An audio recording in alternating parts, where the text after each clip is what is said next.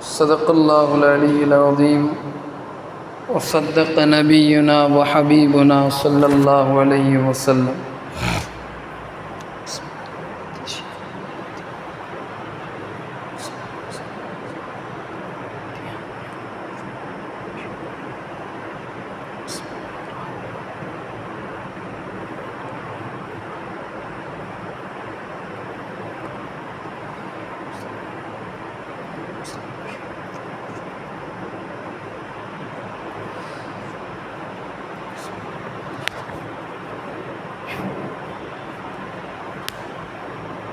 அளவற்ற அருளாளனும் நிகரற்ற அன்புடையவனுமாகிய எல்லாம் வல்ல அல்லாஹுவின் திருநாமத்தினை கொண்டு துவங்குகிறேன். சலவாத்தும் சலாமும் அகில தூதர் அருமைநாதர் மக்கத்து வேந்தர் மதீனத்து தூதர் மஹமூது முஸ்தபா ஸல்லல்லாஹு அலைஹி வஸல்லம் அன்னவர்கள் மீது, நபி அவர்களின் பரிசுத்தமான குடும்பத்தார்கள், சத்திய சஹாபா பெருமக்கள், கர்பலா ஷுஹதாக்கள், தாபிஈன்கள், தபஉ தாபிஈன்கள், அக்தாபுகள், அகியாசகள், நுஜபாக்கள், நுகபாக்கள், வலிமார்கள், முஸ்லிம்கள், முஃமின்கள் நம் அனைவர்கள் மீதும் நின்று நிலவட்டுமாக. அருமையான இஸ்லாமிய பெருமக்களே,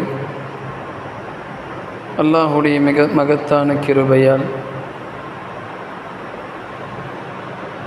1448வது ஹிஜ்ரி வருடத்தில் நாம் இருக்கிறோம். இஸ்லாமியர்கள் உலகம் முழுவதும் அடர்த்தியாக நிறைய வாழுகிறார்கள். பொருளாதார ரீதியில் இஸ்லாமியர்களுக்கு எந்த விதமான தடையும் இல்லை. தங்களுடைய வாழ்வாதாரத்தை பெருக்கிக் கொள்ளக்கூடிய அனைத்து நெறிமுறைகளையும் வழிகளையும் தொடர்ச்சியாக முஸ்லிம்கள் கடைபிடித்து வருகிறார்கள். அறிவியல் ரீதியான, பொருளாதார ரீதியாக, தொழில்நுட்ப ரீதியாக எந்த விதத்திலேயும் இஸ்லாமியர்களுக்கு எந்த குறையும் இல்லாத அளவுக்கு உலகம் முழுவதும் சொத்துக்களிலேயும் சுகத்திலேயும் அல்லாஹ் பெரிய பரக்கத்தை ஏற்படுத்தியிருக்கிறார். ஆனால் அந்தோ பரிதாபம், இப்பொழுதுள்ள சூழ்நிலையில் இஸ்லாமியர்களுக்கு மிகப்பெரிய ஒரு பலவீனமாக இருக்கிறது ரெண்டு விஷயம். முதலாவது, இபாதத்திலே முஸ்லிம்களுக்கு ஏற்பட்ட மிகப்பெரிய குறை, இபாதத்தில் ஆர்வம் இல்லை. முதலாவது இஸ்லாமியர்களுக்கு இபாதத்திலே ஏற்படக்கூடிய குறை. இரண்டாவது, அதையும் மீறி செய்யக்கூடிய இபாதத்து தனக்கே தெரியாத பல்வேறு பாவங்களின் மூலமாக கழிக்கப்படுகிறது என்ற யதார்த்தம் கூட புரிந்து கொள்ள முடியாதவர்களாக முஸ்லிம் சமூகம் மாறிவிட்டது. இரண்டு குறைகளை நான் தெளிவாக சொன்னேன். முதலாவது குறை, இபாதத்தில் அந்த காலத்தில் இருந்த வேகம் இந்த காலத்தில் இல்லை. ஒரு பராத்துடைய நோன்பாக இருக்கட்டும், அல்லது மிஅராஜாக இருக்கட்டும், நஃபில் தொழுகையாக இருக்கட்டும், துஹா தொழுகையாக இருக்கட்டும், இஷ்ராக்காக இருக்கட்டும், தஹஜ்ஜுதாக இருக்கட்டும், அவ்வாபீனாக இருக்கட்டும், அல்லது முன்பின் சுன்னத்தாக இருக்கட்டும், முன்னாடி பின்னாடி தொழுகிற நஃபிலான தொழுகைகளாக இருக்கட்டும், முஸ்தஹப்பான தொழுகையாக இருக்கட்டும், ஷுக்ரியா நஃபில் என்ற அந்த தொழுகையாக இருக்கட்டும், அல்லது ஹாஜத்து தொழுகை என்ற அந்த தொழுகையாக இருக்கட்டும், ஜும்மா அன்று தொழக்கூடிய தொழுகையாக இருக்கட்டும், இது போல எத்தனை தொழுகை இருக்குது. உது செஞ்ச உடனே தொழக்கூடிய தஹிய்யத்துல் உதுவுடைய தொழுகை, பள்ளிவாசலுக்குள் நுழைந்தவுடன் தொழக்கூடிய தஹிய்யத்துல் மஸ்ஜிதுடைய தொழுகை, நமது முன்னோர்கள், முன்னால் சென்ற முஸ்லிம் பெருந்தகைகள் எதை தங்களின் வாழ்க்கையின் அன்றாட லட்சியங்களாக காலையிலிருந்து நைட்டு திருப்பி எந்த இபாதத்தை ஆணித்தரமாக செய்தார்கள், அது இந்த காலத்துடைய இஸ்லாமியர்களிடத்தில் இருக்கிறதா என்றால் மிக மிக சொற்பம், ரொம்ப சொற்பம், ரொம்ப அரிது. ஒரு மஹல்லால 100 பேர் வாழ்கிறாங்க அப்படின்னா அதிகபட்சம் 10 நபர்களிடத்தில் அந்த இபாதத்திற்கு 90 நபர்களிடத்தில் இல்லை. இதைவிட கேவலமான ஒரு செய்தி என்னவென்றால், இஸ்லாமியர்கள் அடர்த்தியாக வாழக்கூடிய பகுதிகளிலே சுபுஹ் தொழுகையில் 4 பேர் இருப்பாங்க சஃப்ல. பள்ளிவாசல்கள் எல்லாம் வெறிச்சோடி செல்லக்கூடிய இந்த சூழலில் சுபுஹ் தொழுத உடனே யாசின் ஓதுவாங்க, துஹர் தொழுது விட்டு சலவாத்தை ஓதுவார்கள், அசுர் தொழுது விட்டு ஃபஅலமன்னோ அஃதுலு திக்ர் லா இலாஹ இல்லல்லாஹ் ஓதுவார்கள், மக்ரிபிற்கு பிறகு வாக்கியா, இஷாவிற்கு பிறகு தபாரக்கல்லதி, ஜும்மாவுடைய நாள் அன்று லக்கி சலவாத்து ஓதுவார்கள், சூரா கஹஃபை ஓதுவார்கள். வழமையாக தினமும் மன்சில் என்ற அந்த புத்தகத்தை வாசிப்பார்கள். ஒரு நாளைக்கு குறைந்தபட்சம் 300லேருந்து 500 சலவாத்து ஓதுவாங்க. இதுவெல்லாம் அன்றாட நடைமுறையாக இஸ்லாமியர்களுக்கு மத்தியில் இருந்த வழமை என்பது இப்பொழுது மாறிவிட்டது. தொழில்நுட்ப கோளாறின் காரணமாக அறிவியல் ரீதியாக இஸ்லாமியர்கள் அகப்பட்டாங்க. இபாதத்தில் இருக்கிற வேகம் இப்போ இருக்கிற முஸ்லீம்களுக்கு இல்லை. எதை வேண்டுமானாலும் அல்லாஹ்விடத்திலிருந்து பெற்றுக்கொண்டு விடலாம் என்ற அந்த சாதனை, என் ரப்பு எதையுமே கொடுப்பான் என்ற விடாப்பிடியான நம்பிக்கை தற்பொழுது முஸ்லீம்களுக்கு மத்தியில் மிக குறைவாக இருக்கு. ஈமானிய வலிமையும் இபாதத்துடைய ஆர்வமும் எப்பொழுது இஸ்லாமியர்களுக்கு மத்தியில் குறைய துவங்குகிறதோ, இஸ்லாமியர்களுடைய முழு வீழ்ச்சி அதில் இருந்து உண்டாகுகிறது என்பதை நாம் புரிந்து கொள்ளணும். ஒரு காலம் இருந்துச்சு, காலை எழுந்தவுடனே தரூதே தாஜ் என்ற சலவாத்து தாஜையும் அஸ்மாவுல் ஹுஸ்னாவையும் நபி ஸல்லல்லாஹு அலைஹி வஸல்லமுடைய திருநாமத்தையும் டெய்லி மக்தப் ஓதக்கூடிய நபர்கள் சொல்லித் தருவாங்க. நாங்கள்லாம் சின்ன வயசில் அப்படி சொல்லி சொல்லி வளர்க்கப்பட்டோம். இரவு படுக்கிற நேரத்தில் 5 கலிமாக்களை ஓதிட்டு, ஆயத்துல் குர்சி ஓதிட்டு, அந்த குல் என்று ஆரம்பிக்கிற 4 குல் யா அய்யுல் காஃபிரூன், குல் ஹுவல்லாஹு அஹத், குல் அஊது பிரப்பில் ஃபலக், குல் அஊது பிரப்பின் நாஸ், இது எல்லாம் ஓதிட்டு உடம்புல ஊதிட்டு படுங்கப்பா அப்படின்னு எங்கள் தாத்தா, பாட்டி, அத்தா, அம்மா இப்படியெல்லாம் வளர்த்த காலம் என்று போயிடுச்சு. இஸ்லாமிய விழுமியங்கள் முழுவதுமாக மாறிக்கொண்டு வரக்கூடிய தருணம் ஒரு பக்கம் சோகம் என்றால், நான் ஏற்கனவே பயானுடைய துவக்கத்தில் சொன்னேன், இஸ்லாமியர்கள் இன்று மிகப்பெரிய அளவுக்கு வீழ்ச்சி அடைகிறார்கள். பொருளாதாரத்திலா என்றால் இல்லை, நிறைய பொருளாதார வசதியை அல்லாஹ் கொடுக்குறான்.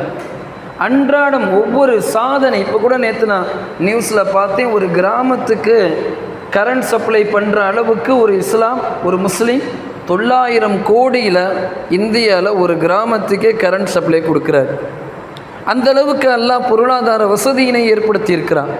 அப்போ பொருளாதார வசதியிலேயோ அறிவியல் தொழில்நுட்ப ரீதியிலேயோ இஸ்லாமியர்களுக்கு எந்த விதமான பின்னடைவையும் ஏற்படலை. இன்றைய காலத்தில் இஸ்லாமியர்களுக்கு ஏற்பட்ட மிகப்பெரிய பின்னடைவு 2. முதலாவது, இபாதத்தில் ஏற்பட்ட மிகப்பெரிய ஒரு பின்னடைவு. தொழுகையில் பின்னடைவு, திக்ரில் பின்னடைவு. எல்லா வீட்லேயும் சலவாத்து மஜ்லிஸ் வைப்பாங்க. பள்ளிவாசல்லாம் பாங்குக்கு முன்னாடி சலவாத்து ஓதுவாங்க, பாங்குக்கு பின்னாடி சலவாத்து ஓதுவாங்க. இதெல்லாம் வழமை இருந்துச்சு. அதே மாதிரி 5 வக்து தொழுகைகளுக்கு பிறகும் சலவாத்து ஓதுவாங்க. இன்றைக்கி துவாவுக்கு அப்புறம் சலவாத்து ஓதுவது பெரிய ஒரு என்னமோ ஒரு கூச்சலை போல. தஞ்சாவூரில் எத்தனை பள்ளிவாசல்ல எல்லா வக்து தொழுகைக்கு பிறகு சலவாத்து இருக்குது. சுன்னத்தி வல் ஜமாத் என்று மார்பு தட்டக்கூடிய பள்ளிவாசல்களில் கூட இமாமு துவா ஓதி முடித்ததற்கு பிறகு சலவாத்து கொண்டு முடிக்கிறது இல்லையே. தெளிவாக ஹதீஸில் வருகிறது, ஒரு மூமின் துவா செய்கிற போது அந்த துவா வானத்துக்கும் பூமிக்கு மத்தியில் தொங்கிட்டு இருக்கும். நபி ஸல்லல்லாஹு அலைஹி வஸல்லமின் மீது சலவாத்து ஓதுகிற வரை தெளிவாக இருக்கு. இவ்வளவு தெளிவான ஹதீஸ் வந்ததற்கு பிறகும் கூட சுன்னத்தி வல் ஜமாத் என்று சொல்லக்கூடிய பள்ளிவாசலில் கூட தொழுகைக்கு பிறகு கூட்டுதுவா விஷயத்தில் கவனம் செலுத்தக்கூடிய நபர்கள் சலவாத்து ஓதுவதில் கவனம் செலுத்துவது இல்லை. ஏன்? சலவாத்து ஓதிட்டா தரீக்கா பள்ளின்னு சொல்லிடுவாங்களோங்கிற பயம். 5 வக்து தொழுகைகளுக்கு பிறகும் கூட சலவாத்தை ஓதிய காலங்கள் மறுத்தளிக்கப்பட்டு மறக்கடிக்கப்பட்டு விட்டுருச்சு. இப்படி ஒவ்வொன்றாக இபாதத்துடைய விஷயத்தில் இந்த உம்மத்து தங்களுடைய முழு வேகத்தை இழந்து தவிக்கிறது. அவ்வாபீன் என்ற ஐயாமுல் பீதுடைய நோன்பு வச்சாங்க, ஹாஜத்து நோன்பு வச்சாங்க, ஷுக்ரியா நோன்பு வச்சாங்க. என்னென்னலாம் நோன்பு இருக்கிறதோ வச்சாங்க. வியாழக்கிழமை வைப்பாங்க, திங்கக்கிழமை என்ன செய்வாங்க, நபி ஸல்லல்லாஹு அலைஹி வஸல்லம் பிறந்த நாள் அன்னைக்கு ரசூல்லா வச்சாங்க, அதனால் நம்ம வைப்போம் அப்படின்னு சொல்லி வச்சாங்க. இதுவெல்லாம் நமது முன்னோர்கள் இபாதத்தில் வேகத்தை காட்டிய போது இஸ்லாம் முழுக்க எங்கெங்கெல்லாம் பரவியதோ அந்த இடத்துல பொருளாதார விஸ்தீரணம் ஏற்பட்டுச்சு. ஊர் முழுக்க நிம்மதியாக இருந்தாங்க, பரக்கத்தாக வாழ்ந்தாங்க. இன்னைக்கு 13 ஆவணங்கள் ஒரு முஸ்லீம் போய் ஒப்படைக்கிறார். இதில் கல்கட்டாவில் 13 ஆவணம் ஒப்படைத்ததற்கு பிறகும் கூட நீ இந்திய நாட்டுடைய குடிமகன் இல்லை என்று ரிஜெக்ட் செய்யப்படுகிறார். எப்படி ஒரு அவல நிலையில் நாம் இஸ்லாமியர்கள் ஆகிவிட்டோம். நம்முடைய இபாதத்தில் ஏற்பட்ட குறை அல்லாஹ் இந்த முஸ்லிம் சமூகத்தின் மீது மாற்றார்களை அதிகாரம் செலுத்தக்கூடியவர்களாக மாற்றிட்டான். முதலாவது குறையினை நான் தெளிவாக சொன்னேன், இபாதத்தில் ஏற்பட்ட குறை. இரண்டாவது மிகப்பெரிய குறை, தப்பி தவறி அப்படி ஏதாவது இபாதத்து செஞ்சாலும் இந்த வாயை வச்சு சும்மா இருக்காமல் இபாதத்துடைய மொத்த நன்மைகளை இழந்துருது. வழமையாக சர்வசாதாரணமாக இது பள்ளிவாசலில் இருந்து ஆரம்பித்து திண்ணையில் அமரக்கூடிய கிழவர் கிழவி முதற்கொண்டு அனைவரும் செய்யக்கூடிய வழமையாக மாறிடுச்சு. இன்றைக்கி அது என்னென்னா 5 ஃபர்தான கடமையை போல் 6வது ஒரு ஃபர்து கடமை என்னன்னா 4 முதியவர்கள் அல்லது 4 இளைஞர்கள் அல்லது 4 நபர்கள் எங்கேயாவது சேர்ந்துறது, 6வது நபரை பற்றி பேசுகிறது. பார்த்தியா, டெய்லி ஒருத்தன் வந்துட்டே போகிறானே, சரியில்லை, அவன் புருஷன் வேறு வெளிநாட்டில் இருக்கான், எனக்கு என்னமோ இது சரியாக படலை அப்படின்னு ஒரு பொண்ணு ஆரம்பிக்கும். உடனே இன்னொரு, ஆமாண்டி நீ இன்றைக்கி தான் நீ பார்க்குறியா, அது பல நாளாக நடக்குதேன்னு இவங்க யதார்த்தமாக ஏதோ ஒரு காரணத்திற்காக வேண்டி ஏதோ ஒரு சூழலுக்காக வேண்டி ஒரு நபர் வீட்டுடைய வாசலில் வந்து சென்று இருப்பார். இவங்களுடைய கண் பார்வையில் தெளிவாக தென்பட்டிருக்கும். அது ஊர் முழுக்க இன்னும் கொஞ்சம் விட்டால் இது வரைக்கும் பெண்களை பள்ளிவாசலுக்குள்ளே நுழைய விடாமல் வைத்திருப்பதுங்கிறது கொஞ்சம் பாதுகாப்புன்னு நினைக்கிறேன். ஏன்னா மைக்கை பிடிச்சு சொல்ல ஆரம்பிச்சிருவாங்க, ஜமாத்தார்களே தயவுசெய்து கேளுங்கள், இந்த வீட்டில் இந்த விஷயம் நடக்குது. அந்த அளவுக்கு பெண்களுக்கு வேகம் அதிகம். நாம் என்ன சொல்லுகிறோம் என்றால், ஒரு பக்கம் இபாதத்தை முழுக்க இபாதத்தில் வேகமே இல்லாமல் சென்று கொண்டிருக்கிற ஒரு சூழல்னா, மறுபக்கம் செய்கிற அத்தனை இபாதத்தையும் குழி தோண்டி புதைக்கிற செயலை இஸ்லாமியர்கள் மிகச் சிறப்பாக செய்கிறார். ஸல்லல்லாஹு அலைஹி வஸல்லம் அன்னவர்கள் இந்த நாவை குறித்து, இந்த நாவின் மூலமாக ஏற்படக்கூடிய தீங்கை குறித்து தெளிவாக சொன்னாங்க. ரசூலுல்லாஹி ஸல்லல்லாஹு அலைஹி வஸல்லம் என்ன சொன்னாங்க? புகாரி முஸ்லீம் எல்லாத்துலேயும் இந்த ஹதீஸ் வருது. 2 தொடைகளுக்கு மத்தியில் இருக்கிற உறுப்பையும் 2 தாடைகளுக்கு மத்தியில் இருக்கிற உறுப்பையும் நீங்கள் கட்டுப்படுத்துவதற்கு நீங்கள் பொறுப்பேற்றுக் கொண்டால் உங்களுக்கு சொர்க்கத்தை பெற்றுக் கொடுக்கக்கூடிய பொறுப்பை நான் ஏற்றுக்கொள்கிறேன். முஹம்மது ரசூலுல்லாவாக முழு உலகத்திற்கும் அருளாக பெருமானார் ஸல்லல்லாஹு அலைஹி வஸல்லம் பிறந்த அந்த பூமான் நபி முஸ்லிம் உம்மத்திடம் இருந்து எதிர்பார்க்கக்கூடிய 2 விஷயம். உன்னுடைய 2 தொடைகளுக்கு மத்தியில் இருக்கிற மானத்தை மர்மஸ்தானத்தை கட்டுப்படுத்து. 2வது 2 தாடைகளுக்கு மத்தியில் இருக்கிற நாவை கட்டுப்படுத்து. இந்த 2ஆல தான் மிகப்பெரிய தவறுகளும் பாவங்களும் நிகழ்கின்றன என்ற விஷயத்தை நபி ஸல்லல்லாஹு அலைஹி வஸல்லம் தெளிவாக சொல்லிட்டான். நீ இந்த 2 விஷயத்தை கண்ட்ரோலாக இருந்தால் நாளைக்கு மறுமையில் உனக்காக நான் வாதாடுவேன், நான் ஷஃபாத்து செய்வேன். ஆனால் முஸ்லிம் உம்மத்து இந்த 2 விஷயத்தில் மிகவும் கேவலம். அதிலையும் அல்லாஹ் காப்பாற்றணும். முதல் விஷயமாவது பரவாயில்ல, எல்லா முஸ்லீம்களும் தங்களுடைய அந்த மர்மஸ்தானத்தினை வேறு மாதிரியாக செய்கிறார்கள் என்று சொல்ல முடியாது. அல்லாஹ் காப்பாற்ற வேண்டும். இஸ்லாமியர்கள் பெரும்பாலும் சரியாக இருக்காங்க. அல்லாஹ் அந்த விஷயத்தில் காப்பாற்றிட்டான். அங்கங்கே அப்படிங்கிறத தவிர பெரும்பாலும் சரியாக இருக்காங்க.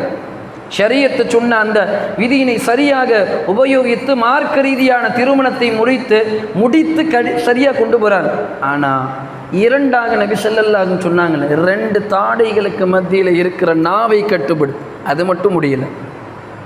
காலையில் சுபுஹ் தொழுத உடனே பள்ளிவாசலுடைய அந்த திண்ணையில் உட்காந்து யாரையாவது பற்றி பேச ஆரம்பித்தா இரவு படுக்கிற வரைக்கும் எதையாவது பற்றி பேசி தங்களுடைய அந்த ஹசானால பேங்க்கில் இருக்கக்கூடிய நன்மையுடைய அத்தனை கிரெடிட்டை அத்தனையும் டெபிட்டாக மாற்றி ஒன்றுமே இல்லாமல் நாளைக்கு மறுமையில் திவாலா வந்து நிற்பாங்க.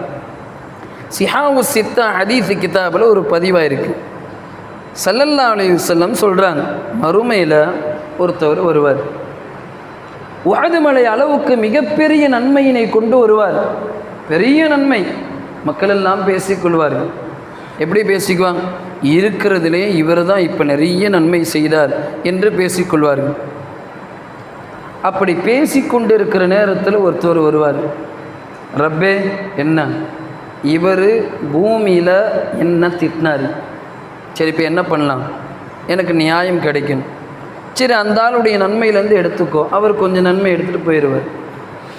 இன்னொருத்தர் வருவார், நாயனே என்ன இவர் என்னை பற்றி தேவையில்லாமல் கோல் பேசினார், உனக்கு என்ன, எனக்கு நியாயம் கிடைக்கணும், நீ கொஞ்சம் எடுத்துக்கோ.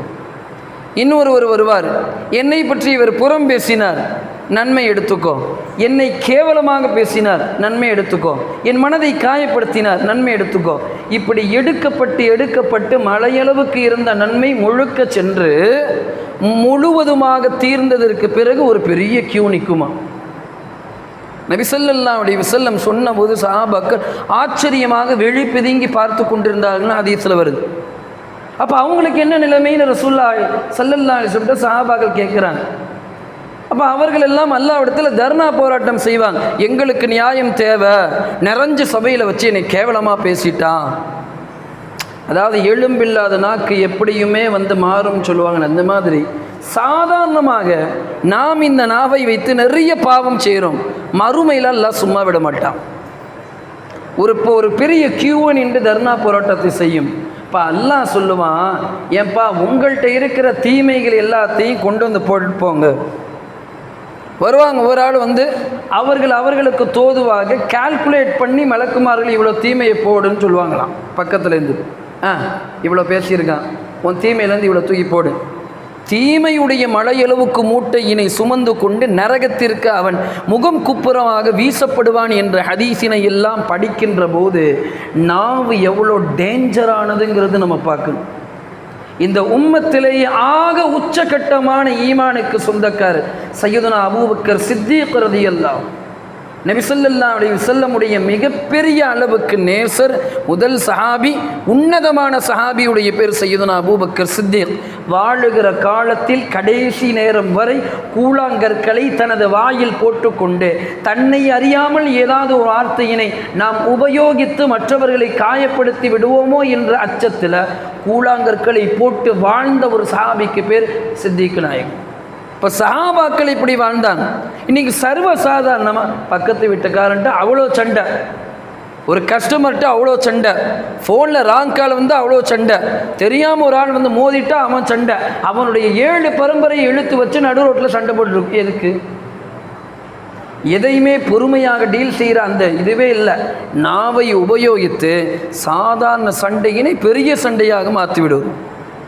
அல்லாஹ் ரப்புல் ஆலமீன் சூரத்துல் ஹுஜராத்தில் 12வது வசனத்தில் அல்லாஹ் கூறுகிறான், வலா யக்தப் பஅதுக்கும் பஅதா, உங்களில் ஒருவர் மற்றவரை பற்றி ஒருவரை பற்றி புறம் பேச வேண்டாம். சாதாரணமாக புறம் பேசுகிறோம், ஏதோ ஸ்வீட் அப்படி வாங்கி சாப்பிட்ட மாதிரி பேச ஆரம்பித்தா சுப்ஹானல்லாஹ் 3 மணி நேரமாக இருந்தாலும் 4 மணி நேரமாக இருந்தாலும் சர்வசாதாரணமாக அடுத்தவர்களை பற்றி குறை பேசி புறம் பேசி கொண்டிருக்கிறோம். ரப்புல் ஆலமீன் சொல்லுகிறான், யுஹிப்பு அஹதுக்கும் ஐயகுல லஹ்ம அஹீஹி மைத்தன் ஃபகரிஹ்துமு, உயிரோட உங்களுடைய சகோதரனை செத்ததற்கு பிறகு அவருடைய அந்த பிணத்துடைய கரியினை உண்ணுவதற்கு நீங்கள் விரும்புவீர்களான்னு கேட்குறான். அல்லாஹ் நம்மளை மாமிச விரும்பின்னு சொல்கிறான். அதுவும் என்ன, பிணம் என்ற பிண்டத்தின் மாமிசத்தினை நாம் உண்டு கொண்டிருக்கிறோம் சொல்கிறான். ஒருவரை பற்றி புறம் பேசுவது, அவருடைய பின்னால் குறை கூறுவது, அவர் இறந்ததற்கு பிறகு அவருடைய கரியை தோண்டி எடுத்து சாப்பிட்றதுக்கு சமம்னு சொல்கிறான். எத்தனை பேர் அதை செய்கிறோம்? எத்தனை நபர்கள் அதை பின்பற்றுகிறோம்? நபி ஸல்லல்லாஹு அலைஹி வஸல்லம் தெளிவாக முஸ்லீம் ஷெரீஃபில் 2564வது ஹதீஸில் வந்திருக்கு, குல்லுல் முஸ்லிமி அலல் முஸ்லிமி ஹராமுன் தமுஹு வ மாலுஹு வ இர்துஹு. ஒவ்வொரு முஸ்லிமுடைய மானமும் மரியாதையும் இரத்தமும் சொத்தும் பாதுகாக்கப்படும். அடுத்தவர்கள் அந்த விஷயத்தில் தலையிடக்கூடாது.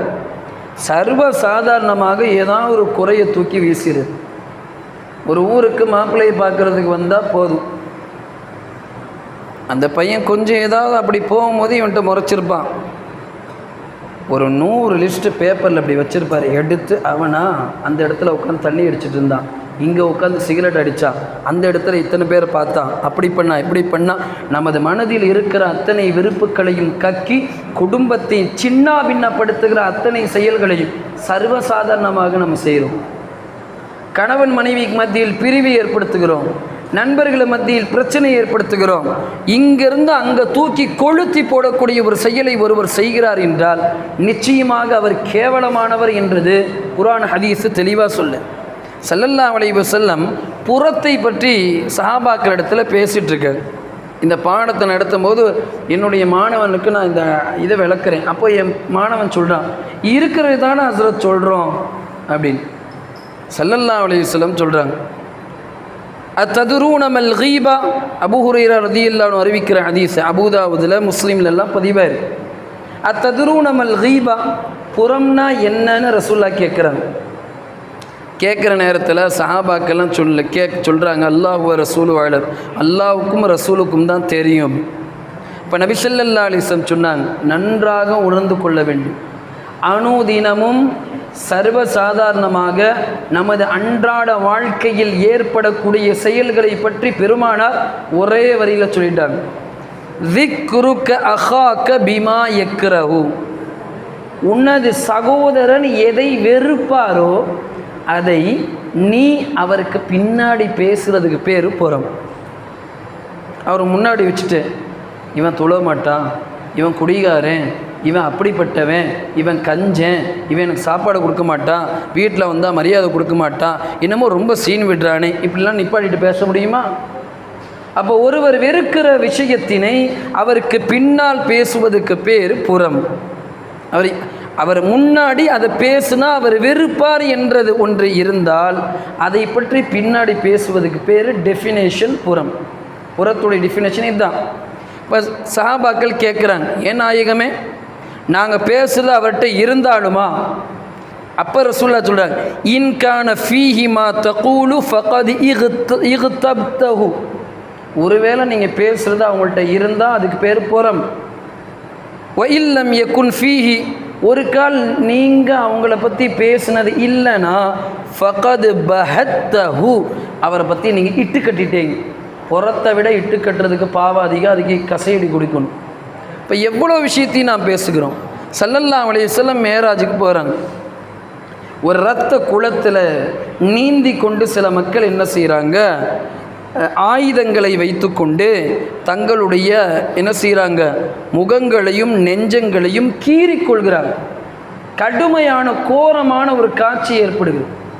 ஸல்லல்லாஹு அலைஹி வஸல்லம் ஜிப்ரீல்கிட்ட கேட்குறாங்க, ஜிப்ரீலே இது என்ன காட்சி? மன் ஹாஉலாஇ யா ஜிப்ரீல், இவங்க யார்? இப்போ ஜிப்ரீல் அலைஹிஸ்ஸலாம் சொன்னாங்க, ஹாஉலாஇ அல்லதீன யஅகுலூன லுஹூமன் நாஸ் வ யக்ஊன ஃபீ அஅராதிஹிம். எப்போ பார்த்தாலும் மக்களை பற்றி புறம் பேசிட்டு அவங்களுடைய மானத்தோடு விளையாடி கொண்டே இருந்தவர்கள் தான் இவர்கள். யாரையாவது பற்றி ஏதாவது பேசிகிட்டே இருக்காமல் இருக்க மாட்டேன். நாத்தனாராக இருந்தால் வீட்டில் வர்ற மருமகளை வச்சு செய்கிறது, மாமியாராக இருந்தால் மருமகளை பேசுகிறது, மருமகளாக இருந்தால் மாமியாரை பேசுகிறது, சகோதரனை பேசுகிறது, சொத்துக்கு ஆசைப்படுறான்னு பேசுகிறது, நான் சம்பாதிக்கிறது அதிகம் அவன் சம்பாதிக்கிறது கம்மின்னு பேசுகிறது. கேவலமாக பேசக்கூடிய செயல்களும் மற்றவர்களை காயப்படுத்தக்கூடிய செயல்களையும் முஸ்லிம் உம்மத்து எப்பொழுது விட்டு விடுகிறதோ அவர்களுடைய மறுமைக்கான மிகப்பெரிய நல்வழி நல்மார்க்கம் ஏற்பட்டு.